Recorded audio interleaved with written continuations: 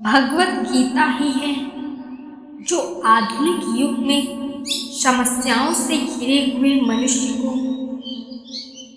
एक कर्मशील जीवन जीने के लिए प्रेरित करती है। गीता ऐसे प्रेरणादायक संदेशों का महासागर है जो जीवन से निराश मनुष्य को आशाओं से भर देती है।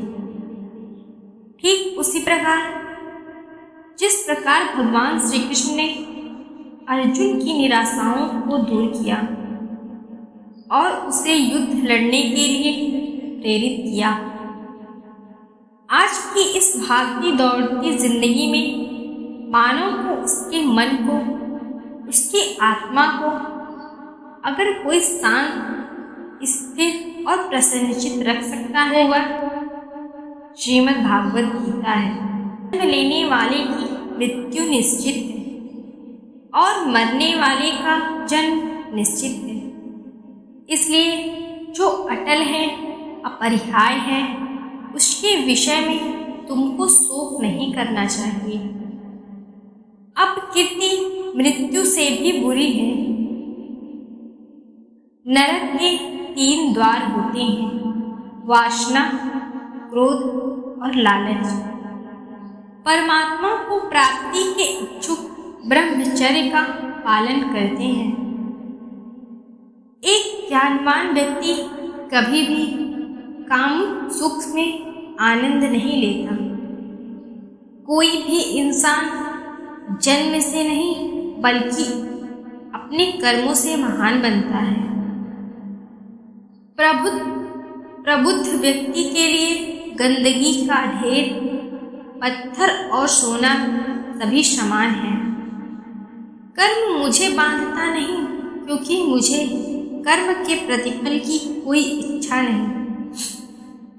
जिस प्रकार मनुष्य अग्नि श्रवण को परखती है, उसी प्रकार संकट वीर पुरुषों समय से पहले और भाग्य से अधिक कभी किसी को कुछ नहीं मिलता।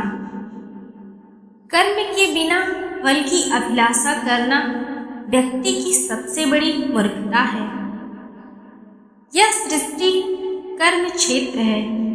बिना कर्म किए यहाँ कुछ भी हासिल नहीं हो। जो मन को नियंत्रित नहीं करते उनके लिए वह शत्रु के समान कार्य करता है। जो दान बिना सत्कार के कुपात्र को दिया जाता है वह तमस दान कहलाता है। अपने अनिवार्य कार्य करो क्योंकि वास्तव में कार्य करना निष्क्रियता से बेहतर है। सदैव संदेह करने वाले व्यक्ति के लिए प्रसन्नता ना इस लोक में है ना कहीं और। फल की अभिलाषा छोड़कर कर्म करने वाला पुरुष ही अपने जीवन को सफल बनाता है।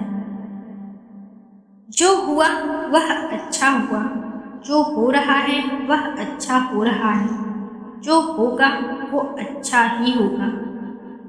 मेरा तेरा, छोटा बड़ा, अपना पराया मन से मिटा दो, फिर सब तुम्हारा है और तुम सबके हो।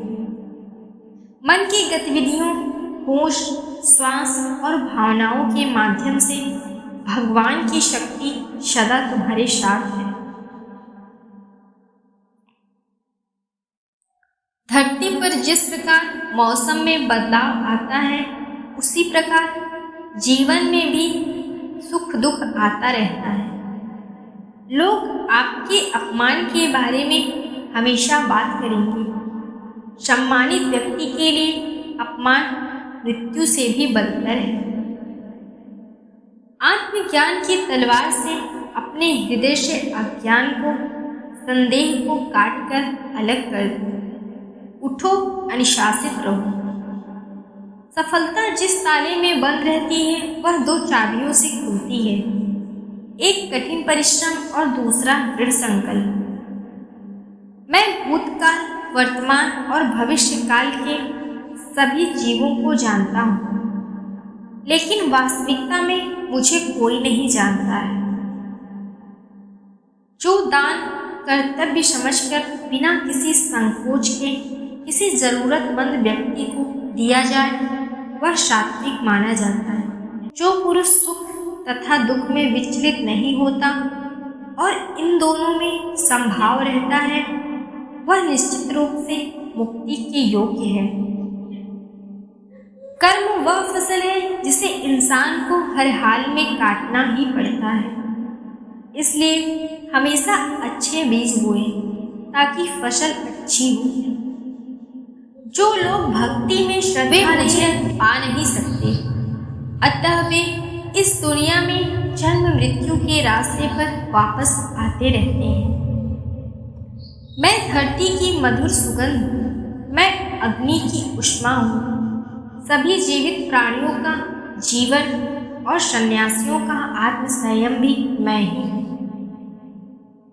वह जो सभी इच्छाएं त्याग देता है मैं और मेरा की लालसा और भावना से मुक्त हो जाता है, उसे शांति प्राप्त होती है। मेरे लिए ना कोई घृणित है ना प्रिय, किंतु जो व्यक्ति भक्ति के साथ मेरी पूजा करते हैं वो मेरे साथ और मैं भी उनके साथ हूँ। मनुष्य को जीवन की चुनौतियों से भागना नहीं चाहिए और ना ही भाग्य और ईश्वर की इच्छा जैसे बहानों का प्रयोग करना चाहिए। मनुष्य को परिणाम की चिंता किए बिना लोभ लालच बिना एवं निस्वार्थ और निष्पक्ष होकर अपने कर्तव्यों का पालन करना चाहिए। जिस तरह प्रकाश की ज्योति अंधेरे में चमकती है, ठीक उसी प्रकार सत्य भी चमकता है। इसलिए हमेशा सत्य की राह पर चलना चाहिए। जिस मनुष्य के अंदर ज्ञान की कमी और ईश्वर में श्रद्धा नहीं होती, वो मनुष्य जीवन में कभी भी आनंद और सफलता को प्राप्त नहीं कर सकता। जब जब इस धरती पर पाप अहंकार और अधर्म बढ़ेगा तो उसका विनाश कर धर्म की पुनः स्थापना करने हेतु मैं अवश्य अवतार लेता रहूंगा। वह व्यक्ति जो अपनी मृत्यु के समय मुझे याद करते हुए अपना शरीर त्यागता है वह मेरे धाम को प्राप्त होता है और इसमें कोई संशय नहीं है। जन्म लेने वाले के लिए मृत्यु उतनी ही निश्चित है जितनी कि मृत होने वाले के लिए जन्म लेना। इसलिए जो अपरिहार्य है उस पर शोक मत करो। वह जो वास्तविकता में मेरे उत्कृष्ट जन्म और गतिविधियों को समझता है वह शरीर त्यागने के बाद पुनः जन्म लेता है और मेरे धाम को प्राप्त होता है। जो होने वाला है वो होकर ही रहता है और जो नहीं होने वाला वो कभी नहीं होता, और जो नहीं होने वाला वह कभी नहीं होता।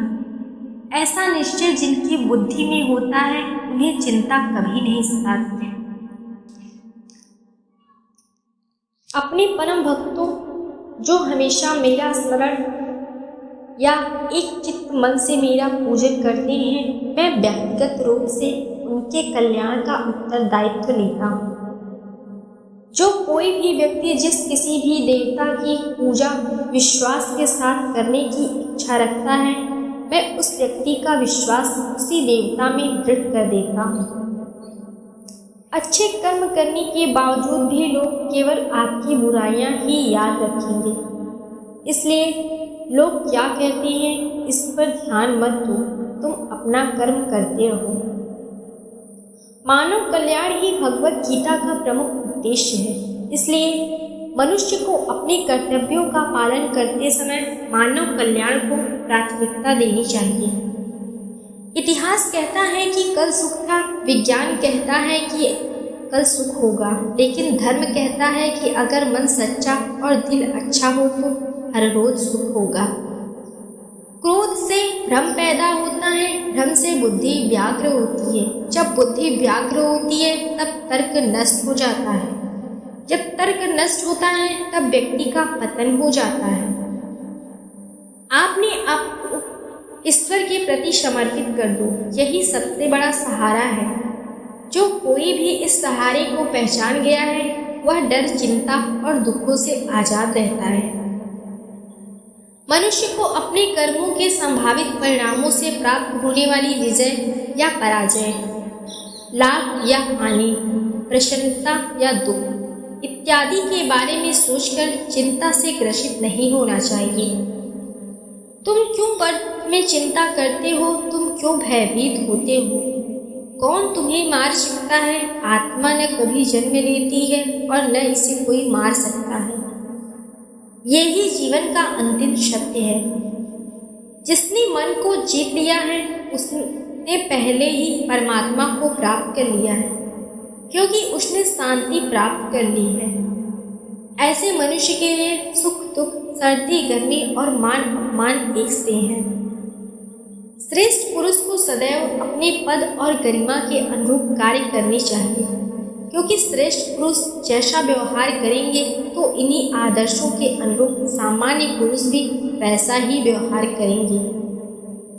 जिसने मन को जीत लिया उसने पहले ही परमात्मा को प्राप्त कर लिया, क्योंकि उसने शांति प्राप्त कर ली है। ऐसे मनुष्य के लिए सुख दुख, सर्दी गर्मी, मान अपमान एक से हैं। न तो यह शरीर तुम्हारा है और न तुम इस शरीर के मालिक हो। यह शरीर पंच तत्वों से बना है, आग, जल, वायु, पृथ्वी और आकाश। एक दिन यह शरीर इन्हीं पंच तत्वों में लीन हो जाएगा। मनुष्य का मन इंद्रियों के चक्रव्यूह के कारण भ्रमित रहता है, जो वासना, लालच, आलस्य जैसी बुरी आदतों से ग्रसित हो जाता है। इसलिए मनुष्य का अपने मन एवं आत्मा पर पूर्ण नियंत्रण होना चाहिए। मनुष्य को अपने धर्म के अनुसार कर्म करना चाहिए। जैसे विद्यार्थी का धर्म विद्या प्राप्त करना, सैनिक का धर्म देश की रक्षा करना आदि। जिस मानव का जो कर्तव्य है उसे वह कर्तव्य पूर्ण करना चाहिए। मैं सभी प्राणियों को एक समान रूप से देखता हूँ। मेरे लिए ना कोई कम प्रिय है ना ही ज्यादा, लेकिन जो मनुष्य मेरी प्रेम पूर्वक आराधना करते हैं वो मेरे भीतर रहते हैं और मैं उनके जीवन में आता हूँ। तुम्हारा क्या गया जो तुम रोते हो? तुम क्या लाए थे जो तुमने खो दिया?